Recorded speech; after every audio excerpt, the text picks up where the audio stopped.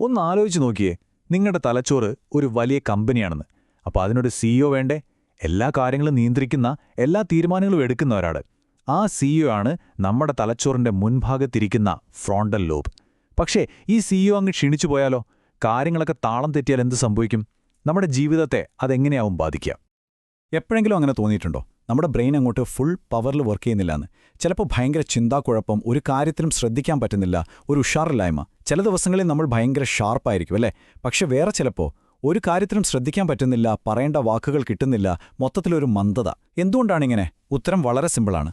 നിങ്ങളുടെ ആ ദിവസം എങ്ങനെ ഉണ്ടാകുമെന്ന് തീരുമാനിക്കുന്നത് നിങ്ങളുടെ തലച്ചോറ് എങ്ങനെ പ്രവർത്തിക്കുന്നു എന്നതിനെ ആശ്രയിച്ചായിരിക്കും.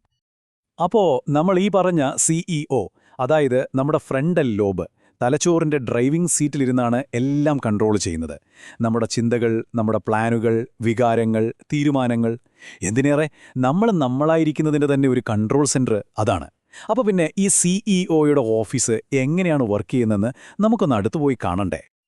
അപ്പോൾ ഈ ഓഫീസിലൂടെ നമുക്കൊരു ടൂർ പോയാലോ? ഒരു നല്ല സിഇഒയ്ക്ക് ഒറ്റയ്ക്കെല്ലാം ചെയ്യാൻ പറ്റുമോ? ഇല്ലല്ലോ. അവർക്ക് കീഴിൽ പല ഡിപ്പാർട്ട്മെന്റുകൾ കാണും. അതുപോലെ തന്നെയാണ് നമ്മുടെ ഫ്രോണ്ടൽ ലോബും. നമുക്ക് ഈ സിഇഒയുടെ ഓഫീസിലെ പ്രധാന ഡിപ്പാർട്ട്മെന്റുകളിലേക്കൊന്ന് കയറിച്ചെല്ലാം. ഓരോ ഡിപ്പാർട്ട്മെന്റും എന്താണ് ചെയ്യുന്നതെന്നും അവയുടെ പ്രവർത്തനം ഒന്ന് സ്ലോ ആയാൽ എന്ത് സംഭവിക്കുമെന്നും നമുക്ക് നോക്കാം. ആദ്യം നമുക്ക് പ്ലാനിംഗ് ഡിപ്പാർട്ട്മെന്റിലേക്ക് പോകാം. കാര്യങ്ങൾ പിന്നെ ചെയ്യാം, നാളെ ചെയ്യാം എന്നൊക്കെ പറഞ്ഞ് മാറ്റിവെക്കുന്ന ശീലം നിങ്ങൾക്കുണ്ടോ? അല്ലെങ്കിൽ ഒരേ സമയം ഒരുപാട് കാര്യങ്ങൾ ചെയ്യാൻ നോക്കി അവസാനം ഒന്നിലും ശ്രദ്ധിക്കാൻ പറ്റാതെ വന്നിട്ടുണ്ടോ? ഇതിൻ്റെയൊക്കെ കാരണം ഈ ഡിപ്പാർട്ട്മെന്റിന്റെ പ്രവർത്തനം കുറയുന്നതാണ്. ശാസ്ത്രീയമായി പറഞ്ഞാൽ ഇതിനെ ഫ്രോണ്ടൽ പോളാർ കോർട്ടെക്സ് എന്ന് പറയും. നമ്മുടെ പ്ലാനിംഗ്, മോട്ടിവേഷൻ, ഇതിനൊക്കെ നമ്മളെ സഹായിക്കുന്നത് തലച്ചോറിന്റെ ഈ ഭാഗമാണ്. ഓക്കെ, അടുത്തത് ഫോക്കസ് ഡിപ്പാർട്ട്മെന്റ്. ഒരു സിനിമ കാണുമ്പോഴോ ഒരു ബുക്ക് വായിക്കുമ്പോഴോ ഒക്കെ നിങ്ങളുടെ മനസ്സ് വേറെ എവിടെയെങ്കിലും പോവാറുണ്ടോ? ഒരു കാര്യത്തിലും പൂർണ്ണമായിട്ട് അങ്ങോട്ട് മുഴുകാൻ പറ്റാത്തൊരവസ്ഥ. അതാണ് പ്രീ ഫ്രണ്ടൽ കോർട്ടെക്സ് എന്ന ഈ ഭാഗം വീക്കാകുമ്പോൾ സംഭവിക്കുന്നത്. കുട്ടികളിൽ ADHD ഒക്കെ വരാനുള്ള ഒരു പ്രധാന കാരണം ഇതാണ്. ഇനി മുതിർന്നവരിലാണെങ്കിലോ ഇത് വലിയ മടിക്കും ഒരുതരം പ്രതീക്ഷയില്ലാത്ത വിഷാദത്തിനും വരെ കാരണമായേക്കാം. ഇനി നമുക്ക് ബിഹേവിയർ ഡിപ്പാർട്ട്മെന്റിലേക്ക് പോകാം. മനസ്സിൽ തോന്നുന്നത് അപ്പോൾ തന്നെ വെട്ടിത്തുറന്ന് പറയുന്ന, അല്ലെങ്കിൽ റോഡിൽ വെച്ച് ചെറിയ കാര്യങ്ങൾക്ക് പോലും പൊട്ടിത്തെറിക്കുന്ന ആളുകളെ കണ്ടിട്ടുണ്ടില്ലേ? ഒരുപക്ഷെ അവരുടെ തലച്ചോറിലെ ഈ ഡിപ്പാർട്ട്മെന്റിന് കുറച്ച് കൺട്രോൾ കുറവായിരിക്കും. സമൂഹത്തിൽ എങ്ങനെ പെരുമാറണം, നമ്മുടെ പെട്ടെന്നുള്ള ദേഷ്യവും എടുത്തുചാട്ടവുമൊക്കെ നിയന്ത്രിക്കാൻ സഹായിക്കുന്ന ഓർബിറ്റൽ ഫ്രോണ്ടൽ കോർട്ടെക്സ് ആണിത്. ഇതിന്റെ പ്രവർത്തനം ശരിയല്ലെങ്കിൽ ശരിക്കും പറഞ്ഞാൽ സെൽഫ് കൺട്രോൾ തന്നെ നഷ്ടപ്പെട്ടേക്കാം. അപ്പം നമ്മൾ ഡിപ്പാർട്ട്മെന്റുകളുടെ പ്രശ്നങ്ങളൊക്കെ കണ്ടു. പക്ഷേ ശരിക്കുമുള്ള ചോദ്യം ഇതാണ്: എന്തുകൊണ്ടാണ് നമ്മുടെ ഈ സൂപ്പർ സിഇഒ ഇങ്ങനെ ബുദ്ധിമുട്ടുന്നത്? എന്താണ് ഈ ഓഫീസിലെ പ്രവർത്തനങ്ങൾ മൊത്തത്തിൽ താളം തെറ്റാൻ കാരണം? അതിനു പിന്നിൽ പ്രധാനമായിട്ടും 3 കാരണങ്ങളുണ്ട്. നമുക്കതൊന്ന് നോക്കാം. അതെ, ഇവിടെ പ്രധാനമായിട്ടും 3 വില്ലന്മാരാണുള്ളത്. ഒന്നാമത്തേത് തലച്ചോറിനാവശ്യമായ ഫ്യൂവൽ, അതായത് ഊർജം കൃത്യമായി കിട്ടാത്ത ഒരവസ്ഥ. രണ്ടാമത്തേത് ആവശ്യത്തിന് ചാലഞ്ചുകളോ ഉത്തേജനമോ കിട്ടാതെ നമ്മുടെ ബ്രെയിൻ ഒരു മടിയനായി മാറുന്ന അവസ്ഥ. പിന്നെ മൂന്നാമത്തേത് നമ്മുടെ ശരീരത്തിൽ എവിടെയെങ്കിലും ഉണ്ടാകുന്ന വിട്ടുമാറാത്ത ഒരു നീർക്കെട്ട്, അതായത് ക്രോണിക് ഇൻഫ്ലമേഷൻ. നമുക്കിത് ഓരോന്നായിട്ട് എടുത്ത് പരിശോധിക്കാം. ഇതൊന്ന് കേട്ടുനോക്കൂ. നമ്മുടെ ശരീരഭാരത്തിന്റെ വെറും 5% നമ്മുടെ തലച്ചോറിനുള്ളൂ.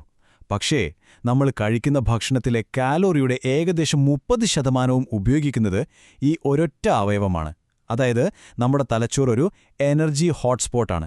അപ്പോൾ പിന്നെ അതിനു കൊടുക്കുന്ന ഇന്ധനത്തിന്റെ കാര്യത്തിലൊരു കോംപ്രമൈസും പാടില്ല, അല്ലേ? തലച്ചോറിന്റെ പ്രധാന ഫ്യൂവൽ ഗ്ലൂക്കോസാണ്, അതായത് പഞ്ചസാര. ഭക്ഷണം കഴിക്കാൻ കുറച്ചൊന്ന് വൈകിയാൽ നിങ്ങൾക്ക് ദേഷ്യവും തലകറക്കവുമൊക്കെ വരാറുണ്ടോ? അത് നിങ്ങളുടെ ബ്ലഡ് ഷുഗർ കുറയുന്നതിൻ്റെ ഒരു ലക്ഷണമാണ്. ഇനി മറിച്ചൊന്ന് ആലോചിച്ച് നോക്കിയേ. ഭക്ഷണം കഴിച്ച ഉടനെ ഒരു ക്ഷീണം, ഉറക്കം തൂങ്ങൽ, വയറ് നിറഞ്ഞിരുന്നിട്ടും വീണ്ടും മധുരം കഴിക്കാൻ ഒരു കൊതി, അത് ബ്ലഡ് ഷുഗർ കൂടുന്നതിൻ്റെ ലക്ഷണമാകാം. ഈ 2 അവസ്ഥയിലും സംഭവിക്കുന്നത് ഒരേ കാര്യമാണ്: നിങ്ങളുടെ തലച്ചോറിന് വേണ്ട ഊർജം ശരിയായ അളവിൽ കിട്ടുന്നില്ല. ശരിയായ ഫ്യൂവൽ മാത്രം പോരാ. ഒരു മസിൽ പോലെ നമ്മുടെ തലച്ചോറിനും നല്ല വർക്കൗട്ട് വേണം. ദിവസവും ഒരേ കാര്യം തന്നെ ഒരു പുതുമയുമില്ലാതെ ചെയ്തുകൊണ്ടിരുന്നാൽ ബ്രെയിൻ അങ്ങ് മടുക്കും. അതിന്റെ പ്രവർത്തനം പതിയെ പതിയെ കുറയും. പുതിയ കാര്യങ്ങൾ പഠിക്കാനും പുതിയ ചാലഞ്ചുകൾ ഏറ്റെടുക്കാനുമാണ് തലച്ചോറിന് എപ്പോഴും ഇഷ്ടം. Use it or loose it എന്ന് പറയുന്നത് പോലെ തന്നെ. ഇനി മൂന്നാമത്തെ കാരണം, ഇത് നമ്മുടെ ശരീരത്തിൽ എവിടെയോ ഒളിഞ്ഞിരിക്കുന്ന ഒരു തീ പോലെയാണ്. അതായത് വിട്ടുമാറാത്ത ഇൻഫ്ലമേഷൻ. ഇതിന് പല കാരണങ്ങളുണ്ടാവാം. ചിലപ്പോൾ കടുത്ത സ്ട്രെസ് കൊണ്ടാകാം, അല്ലെങ്കിൽ ചില ഭക്ഷണങ്ങൾ നമുക്ക് പിടിക്കാത്തതുകൊണ്ടാകാം. കാരണം എന്തുമായിക്കോട്ടെ, ഈ ഇൻഫ്ലമേഷൻ തലച്ചോറിലെ കോശങ്ങൾ തമ്മിലുള്ള കമ്മ്യൂണിക്കേഷനെ തടസ്സപ്പെടുത്തും. ഒരു ഫോൺ വിളിക്കുമ്പോൾ ഇടയ്ക്കിടെ ഡിസ്റ്റർബൻസ് വരുന്നൊരു ഫീലില്ലേ, അതുപോലെ. അപ്പോൾ ഈ പ്രശ്നങ്ങളൊക്കെ കേട്ട് ആരും ടെൻഷൻ അടിക്കേണ്ട. കാരണം എന്താന്ന് വെച്ചാൽ നമ്മുടെ തലച്ചോറിലെ ഈ സിഇഒയെ നമുക്ക് റീബൂട്ട് ചെയ്യാം. പഴയ പവറിലേക്ക് തിരികെ കൊണ്ടുവരാൻ വഴികളുണ്ട്. അതിനുള്ള വളരെ സിമ്പിളായിട്ടുള്ള ഒരു 3 സ്റ്റെപ്പ് ആക്ഷൻ പ്ലാനാണ് നമ്മൾ ഇനി കാണാൻ പോകുന്നത്. പരിഹാരം ശരിക്കും പറഞ്ഞാൽ വളരെ ലളിതമാണ്. നമ്മൾ നേരത്തെ പറഞ്ഞ ആ 3 വില്ലന്മാരെയും ഓരോന്നായി നേരിടുക. അത്രയുള്ളൂ. ഒന്നാമത് ഫ്യൂവൽ സപ്ലൈ സ്റ്റേബിളാക്കുക. രണ്ടാമത് ബ്രെയിനിന് നല്ല ആക്ടിവേഷൻ കൊടുക്കുക. മൂന്നാമത് ആ ഇൻഫ്ലമേഷനെതിരെ ഫൈറ്റ് ചെയ്യുക. ഇതാണ് നമ്മുടെ പ്ലാൻ. അപ്പോൾ സ്റ്റെപ്പ് 1, നമ്മുടെ ഫ്യൂവൽ സ്റ്റേബിളാക്കാം. ആ ബ്ലഡ് ഷുഗർ ലെവൽ ഒരു റോളർ കോസ്റ്റർ പോലെ മുകളിലോട്ടും താഴോട്ടും പോകാതിരിക്കാൻ ഓരോ 2-3 മണിക്കൂറിലും ചെറിയ അളവിൽ ഭക്ഷണം കഴിക്കുന്നത് ശീലമാക്കുക. പിന്നെ ചോറും മധുരവും കഴിയുന്നത്ര കുറച്ചിട്ട് പകരം നല്ല ഫാറ്റ്, അതായത് അണ്ടിപ്പരിപ്പ്, നെയ്യ് പോലുള്ളവ, പിന്നെ പ്രോട്ടീൻ, മുട്ട, മത്സ്യമൊക്കെ, കൂടെ ധാരാളം പച്ചക്കറികളും ഭക്ഷണത്തിൽ ഉൾപ്പെടുത്തുക. ഇത് തലച്ചോറിന് ഒരു സ്റ്റഡി എനർജി സപ്ലൈ കൊടുക്കും. പിന്നെ ദഹന പ്രശ്നങ്ങൾ എന്തെങ്കിലും ഉണ്ടെങ്കിൽ അത് പരിഹരിക്കാനും മറക്കരുത്.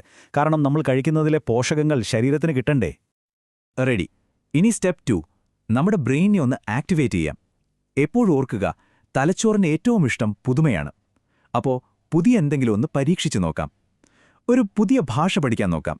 അല്ലെങ്കിൽ ഒരു ഗിറ്റാറോ കീബോർഡോ വായിക്കാൻ പഠിക്കാം. അതും അല്ലെങ്കിൽ സുഡോക്ക് പോലുള്ള പസിലുകൾ ചെയ്യാം. കാലിഗ്രാഫി പോലെ കൈകൾ ഉപയോഗിച്ച് ചെയ്യുന്ന സൂക്ഷ്മമായ ജോലികളില്ലേ, അതൊക്കെ തലച്ചോറിനും ഭയങ്കര നല്ലതാണ്. ഇതൊന്നും പറ്റിയില്ലെങ്കിൽ ബാഗ് പാക്ക് ചെയ്ത് പുതിയൊരു സ്ഥലത്തേക്കൊരു യാത്ര പോകാം. ഓരോ പുതിയ അനുഭവവും നമ്മുടെ തലച്ചോറിൽ പുതിയ കണക്ഷൻസ് ഉണ്ടാക്കും.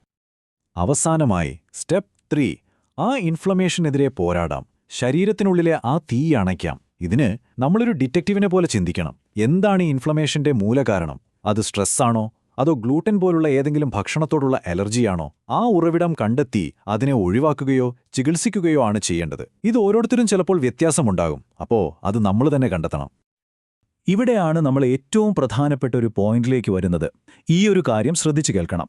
നമ്മൾ നമ്മുടെ ജീവിതം ജീവിക്കുന്നത് നമ്മുടെ തലച്ചോറിലൂടെയാണ്. തലച്ചോറ് 100% പ്രവർത്തിക്കുന്നില്ലെങ്കിൽ അക്ഷരാർത്ഥത്തിൽ നമ്മുടെ ജീവിതത്തിന്റെ ആ ഒരു പ്രകടനം തന്നെ കുറഞ്ഞു പോകും. ഒന്ന് ആലോചിച്ചു നോക്കൂ. നമ്മുടെ ചിന്തകള്, വികാരങ്ങള്, ഓർമ്മകള്, സന്തോഷം, ഇതെല്ലാം കൺട്രോൾ ചെയ്യുന്നത് ബ്രെയിനാണ്. അപ്പോൾ തലച്ചോറിന്റെ ആരോഗ്യമെന്ന് പറയുന്നത് നമ്മുടെ ജീവിതത്തിന്റെ ക്വാളിറ്റിയെ തന്നെയാണ് തീരുമാനിക്കുന്നത്. അതുകൊണ്ട് നിങ്ങളുടെ തലച്ചോറിന് ഒരു ചലഞ്ച് കൊടുക്കാൻ അത് റെഡിയാണ്.